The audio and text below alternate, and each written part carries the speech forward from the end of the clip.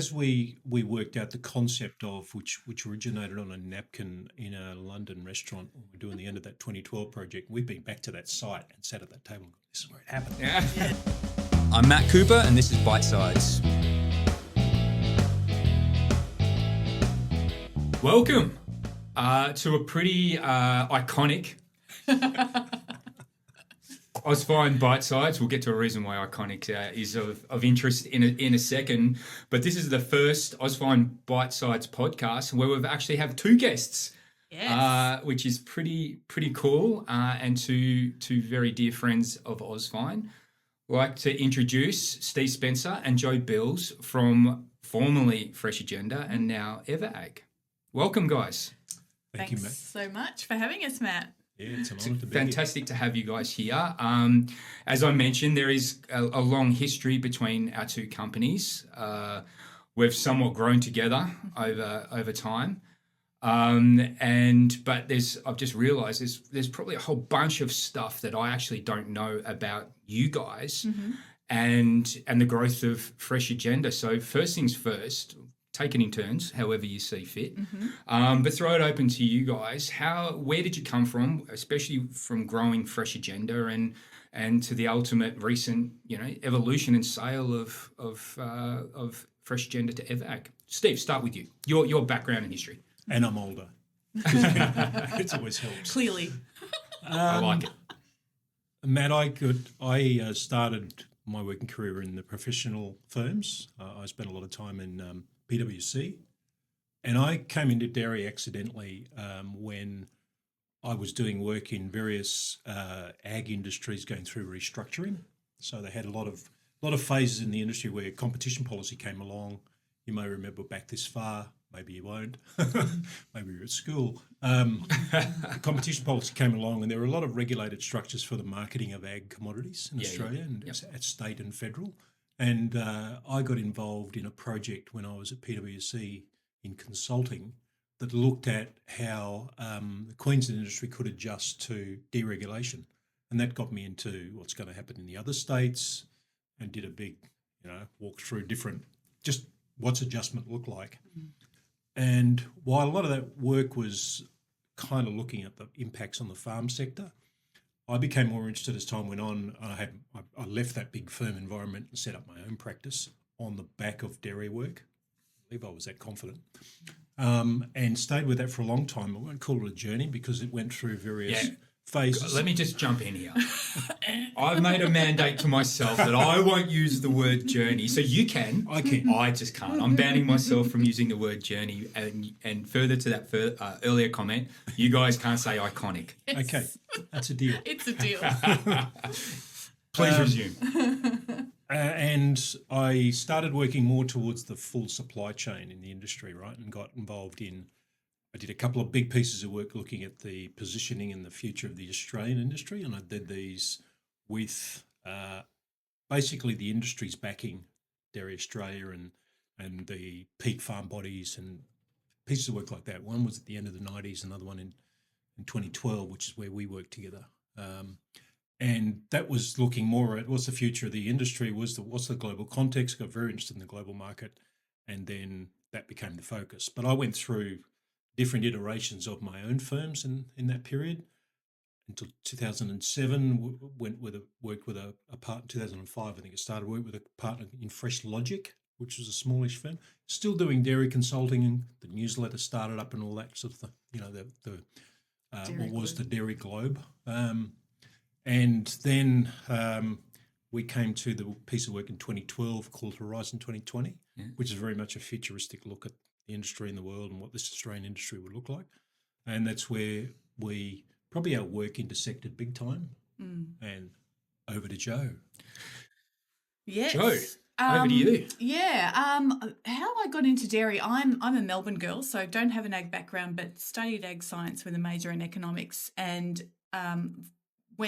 worked for the federal government for a while, worked for one of the major banks, and then wound up at Dairy Australia.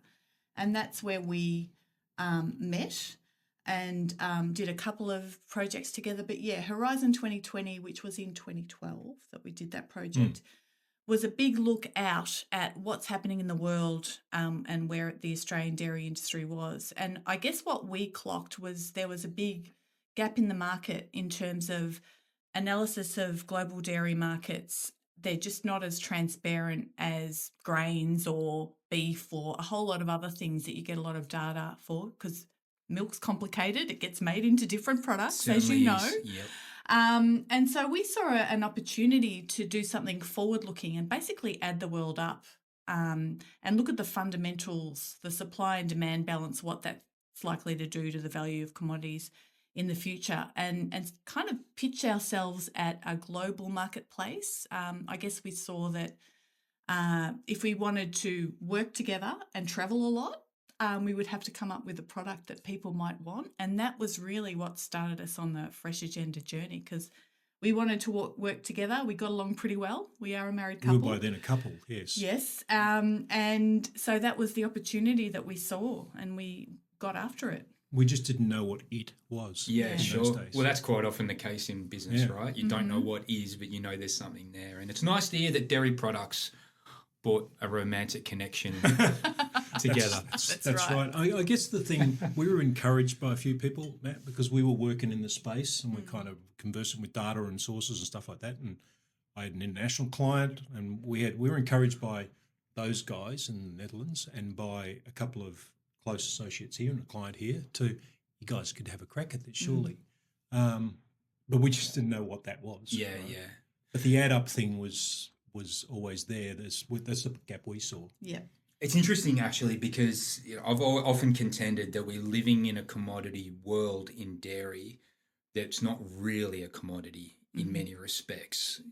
Obviously you mentioned grains, and you get sugar and coffee and all the other true agricultural commodity products. But I'm not so sure too many of our dairy products really fall in the true category of commodity. I think the closest we have may be skim milk powder. That's right. But even then, like, we have customers that it's not interchangeable like an origin or a grade of coffee is, or a sugar, or or a grain. It has to come from a specific origin, has to come from a specific manufacturer, and then has to come from a specific factory. Yes. Because it's so regulated. Often either it's a preference by the customer on that particular type of skim milk powder, or it could be that you need to have a factory registered for export to a particular market. That's right. So it's kind of, in your world, it's interesting, because I would imagine you're trying to overlay some commodity principles over, sometimes a product that may not necessarily fit all the criteria for a commodity. That's exactly right. And I think that's where probably, we have built something that's a big model, a really big model. It's in Excel. And when we started out and had this concept of, going to build this big model that adds everything up, and we're going to license it to clients. They can have it on their desktop, and they can see all our assumptions and they can make their own. And I think people thought, you're crazy, because people will just steal it, and we can't patent that or anything. But it's actually the knowledge, like the, decades of understanding how dairy actually works, that it's not a frictionless market, that you need to understand all of those things that you're talking about, Matt. That means we've got this combo of, yes, it's a big Excel spreadsheet, but there's also this analysis behind it. And I think that's I think the thing that we happened upon, and when we got into the world of cloud platforms and understanding those things, our business model started to change, because it became one of, if we become a powerhouse, small mighty, but a powerhouse of data analytics sitting beside this tool. So you got the stuff you got to put into it and the things you can do when you pull things out. But if that all sits in some sort of environment that you are providing a much bigger service, you're giving people the convenience of a whole lot of data feeds and stuff like that, and we're watching it and we're updating it, and the automation. We've been lucky. We happened upon a couple of individuals who work and are still working with us, who are really good at the modelling builds and how-tos in Excel and at the highest level, and then the automation of capture of data and processing that and storing it and transporting it. That's really been the cut through for us to build something that's quite large. Yeah, no, it is a fantastic tool, and we use it regularly, and it is fantastic because quite often the data that you're using isn't as clear as what it is in other industries. Again, kind of comparing it to other commodities, we get down into the idiosyncrasies around different AHEC codes, et cetera, and trying to get export data going or import data going from one market to another. It's often not It doesn't line up. transparent. Yes. It doesn't line up. So you guys do a wonderful job of trying to make it fairly coherent and kind of overcoming some of those gaps. Yeah. I think the beautiful thing about dairy as well, and I came from looking at a lot of different industries, right, and how they work and how the supply chains operate. You come to dairy and you've got this compound that you break up, Yeah. right? You transform it into a whole lot of other forms and products, and they've all got markets. Yeah. Right. And I mean, you must have a lot of fun with this yourselves, but I mean, for us, that's, you got to try and stay across all those influences and then lend your insight to that as a full package. Now, that's every day is a school day in this. You're learning all the time about what's out there. 100%. Yeah. And I think if we've never allowed ourselves to get in the trap that people say, "Oh, you guys are experts." No, we're all still learning. Yeah, that's right. Because this is an evolving that.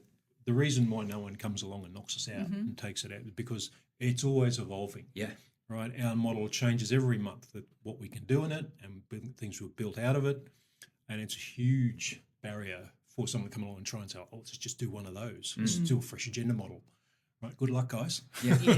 Because it's still growing. Absolutely. It is good luck. And it's funny, just to backtrack a couple of steps on that. On the milk thing, we've got a new CCO that's come on board and hasn't been in the industry.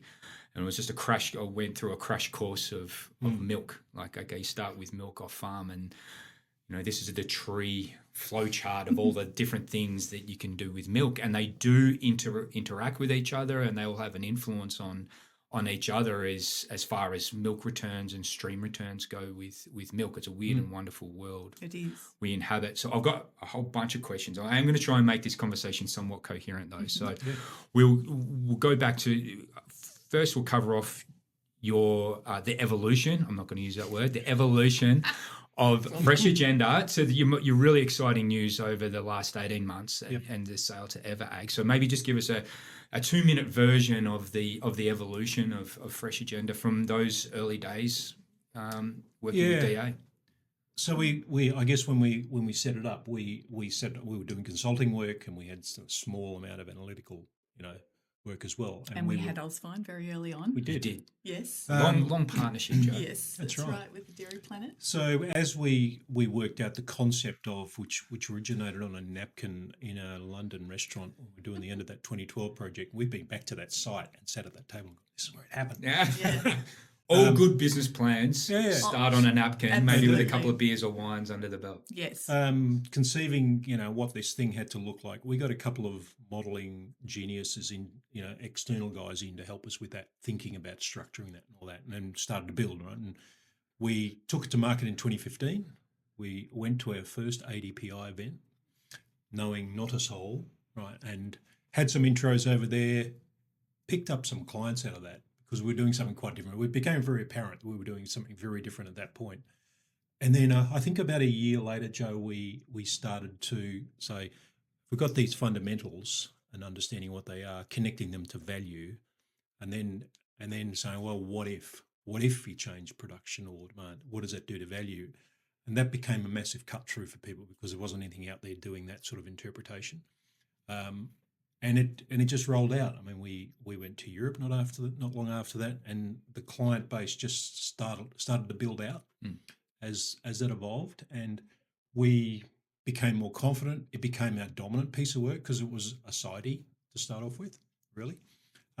It became most of what we do now. It's all we do, and we try to fit in other consulting work around that, and we confine ourselves pretty much to dairy. But it's evolved through that, and getting the right skills into the team, I think, is an important thing. Knowing what they would be. We've built a mighty and small team, and I'm really proud that all three of our permanent employees are immigrants. 2 of them, we gave them the first job in the country, and they've really grown with the business. But on the client side too, we started this couple of people from Australia And now we've got Nestlé and Danone and Unilever and Arla and FrieslandCampina as clients, long-term clients.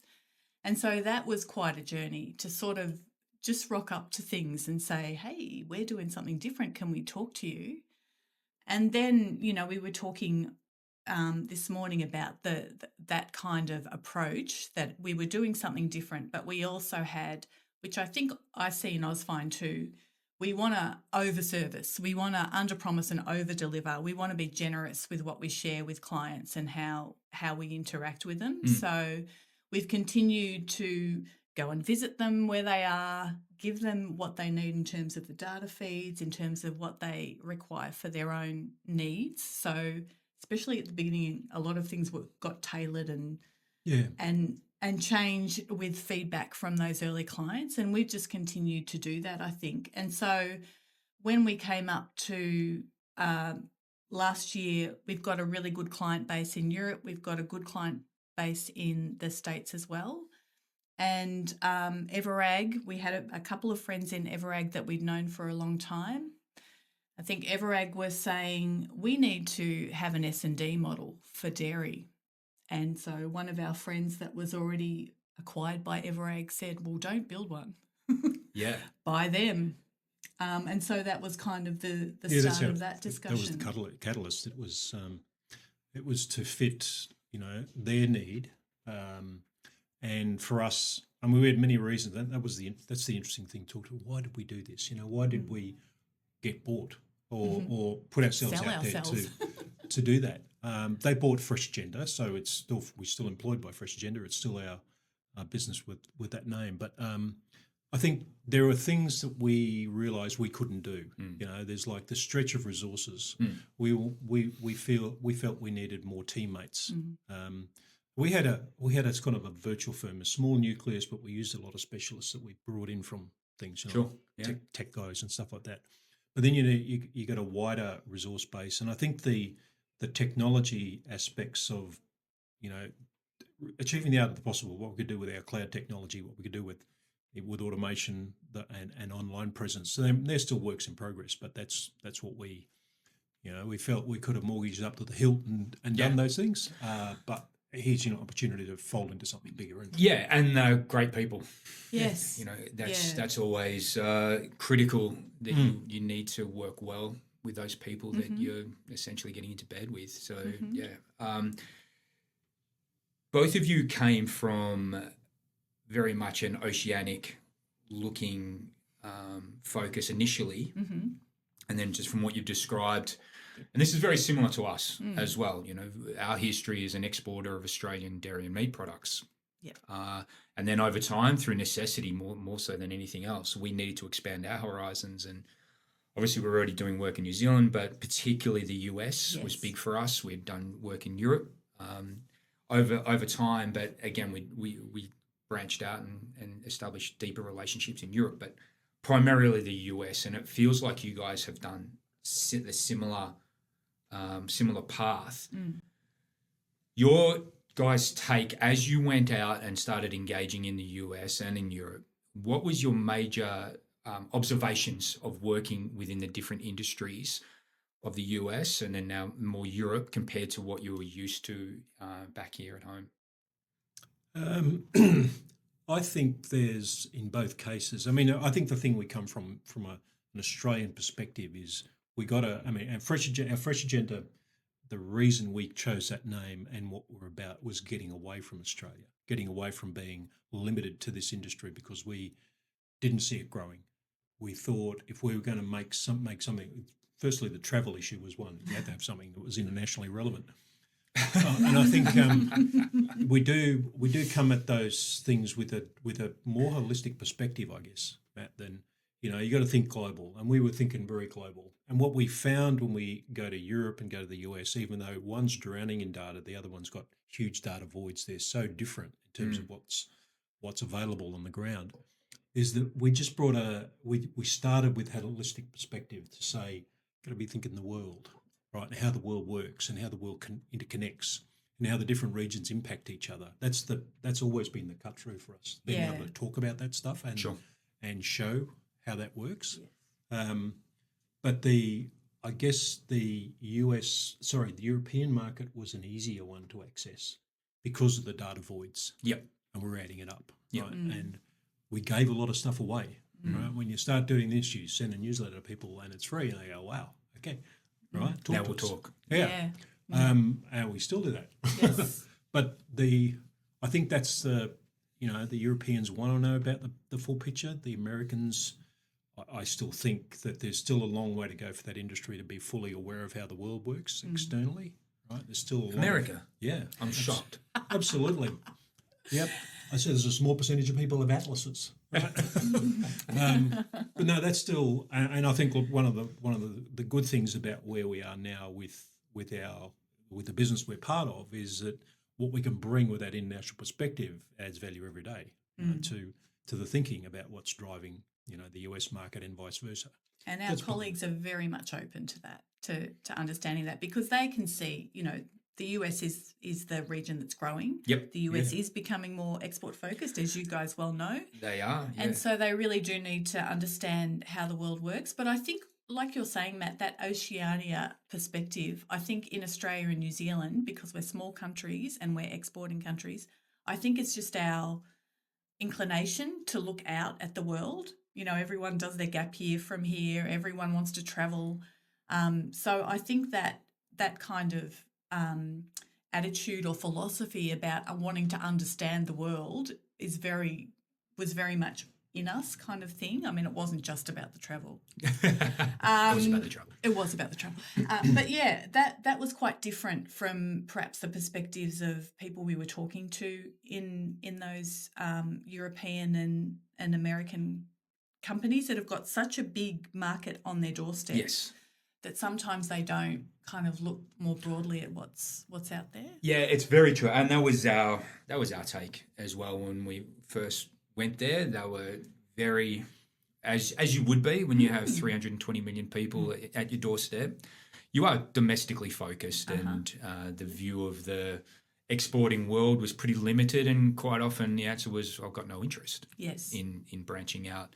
As you point out now, particularly as we look at the US, the export market is becoming so incredibly important that it is a big impact on their industry, whether they like it or not, even for those domestically focused companies in the middle of the country. Exactly. They are still impacted by what happens globally. And that's where, whether they knew it or not, that's where your guys' expertise really came to the fore, I expect. Yes, exactly right. Yeah. And it's a daily thing. I mean, we are a unit that sort of sits on the edge of part of the Insights group, Ever.ag Insights. We are the global team, but we're kind of like a pimple on the side of a big beast. It's a big group, but very attractive pimple though. Yeah. Oh yes, that's right.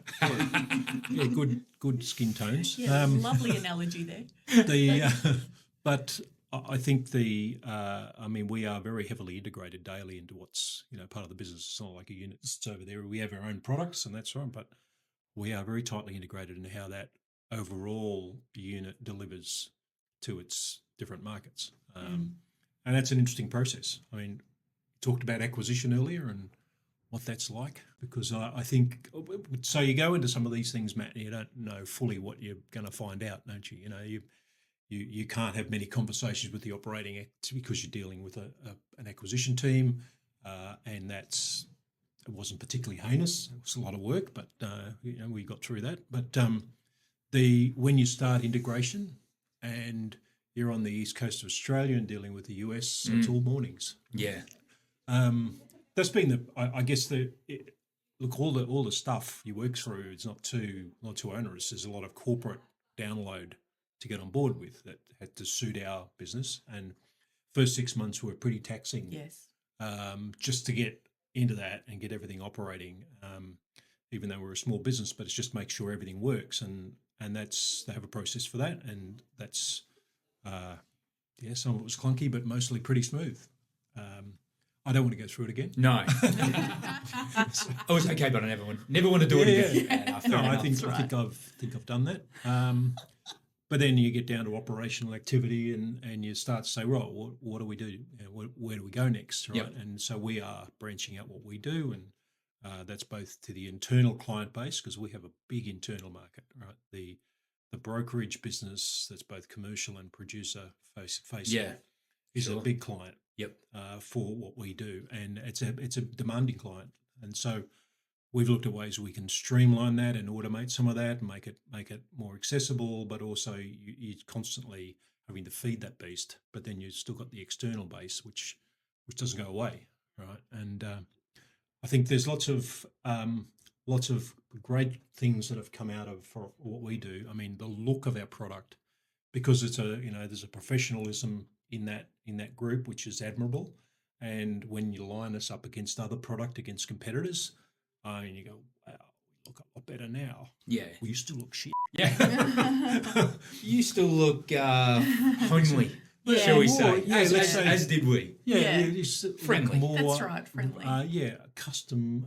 It was less diligent about those things now. But you see the benefit of that because it's consistent and it looks a whole lot better. And they do it very well. Yeah, that's something to yeah. be proud of, I think. Yeah. Absolutely. I mean, it's a fantastic path you guys have been on. You've grown a business, you've scaled it, and then sold it so successfully, which puts you in the minority of many businesses. Many businesses don't get to that point. So having that clear vision, acting on it, pivoting where required, and then getting to a sale process is really admirable. It's fantastic.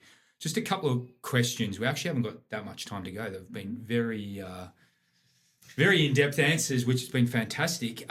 Going back to the very beginning, just out of interest, that Horizon 2020 document you guys put together, how close were you in your predictions of what 2020 was going to look like? Sadly, very close. Really? We developed a whole lot of scenarios about what the industry would look like, sort of a decade ahead, and with the idea that we have some choices to make as an industry. Do we want to be in this quadrant where we're all, competing and killing each other and, we're not collaborating, or do we want to be in this quadrant where, we might be behaving differently about challenges that we face out in the world? We might address them in different ways. And we've wound up in, I guess, the quadrant. Where we saw. Where we thought we would be, because it's hard. I mean, there's always going to be discussion, because I've been in the industry. I was with Dairy Australia for 16 years before we started this. So I was there for all the deregulation and, when we peaked in 21, 22 and the long slide down, there's different views. There's climate, there's deregulation, there's all sorts of reasons why we're where we are. And looking back, some of those things seem pretty inevitable now. I think the fragmentation is the thing that we call it. So it was two dimensions of cohesion and growth, or cohesion, fragmentation, growth, shrinkage. And we said no. We think our scenario is most likely to be a fragmented, shrinking industry. Yeah. In that mode, and it was unpopular at the time because industry. What do you mean? We've got co-ops. We've got fantastic natural resources and all that sort of stuff. No. So commercial reality will break down cohesive, cooperative type arrangements inevitably. I mean, unless you've got some ability to withstand that with capital, and we didn't see the base there. So that's led us to a more, as you know, Matt, a far more diverse set of competing supply chains, which is what we considered we're likely to have. Different models and different markets and requirements, and they would line up and compete vigorously against each other.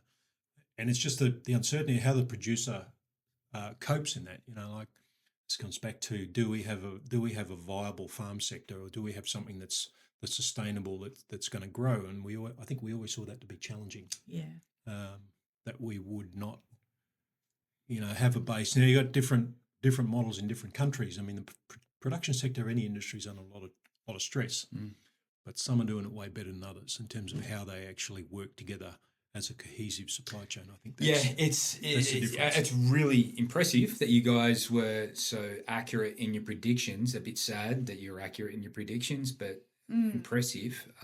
And that is the standout for me, for our local industry here, is the lack of cohesion and the lack of one voice that has a vision for the industry as a whole, as opposed to a fragmentation, as you said.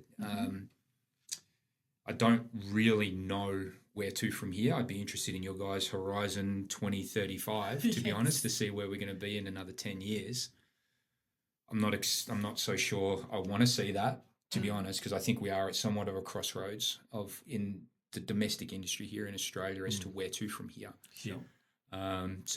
But perhaps a conversation for another day. Hey, just one more question before we get to sign off. And you guys have been through the evolution of China as being the big behemoth and very much shaped the last 20 years of dairy, global dairying.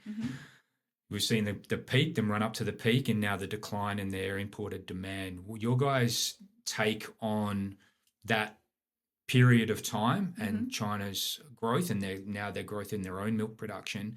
And where do you think, again, using your amazingly accurate crystal ball, where do you think they're going to be and their impact on global dairy demand over the next 10 years?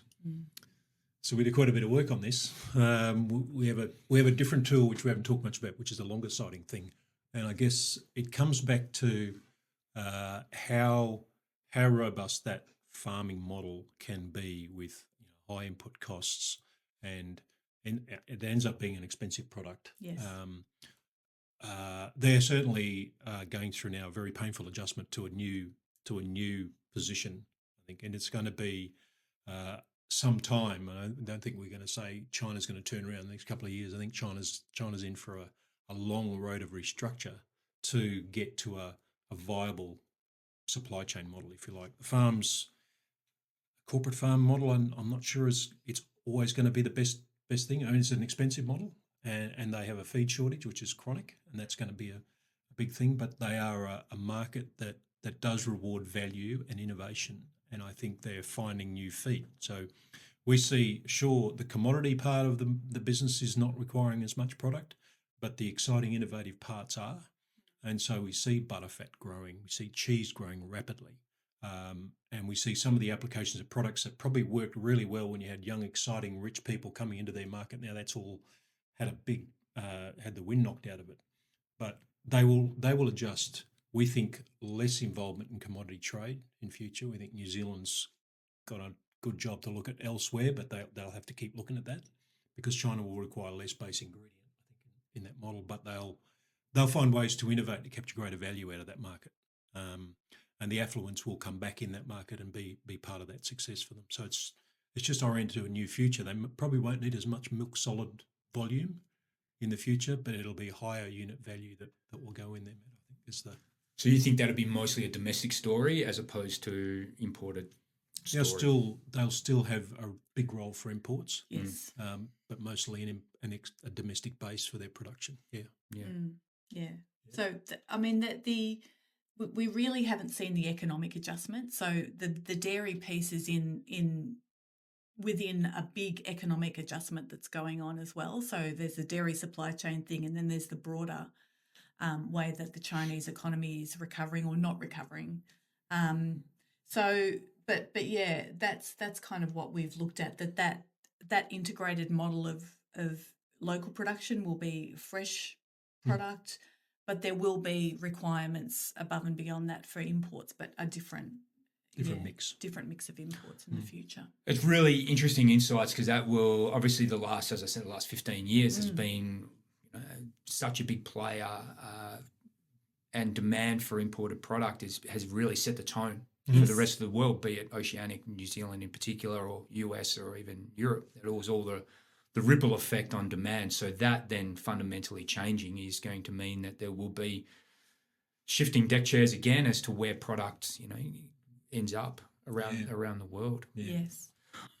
Guys, I've got about another 50 questions that I could probably get through to ask you guys. It's been, as expected, super interesting to hear you guys, your guys' story on business and also the industry in general. So thank you both very much. I've learned a lot. Thank you both very much for coming in on a Thursday afternoon and having a chat.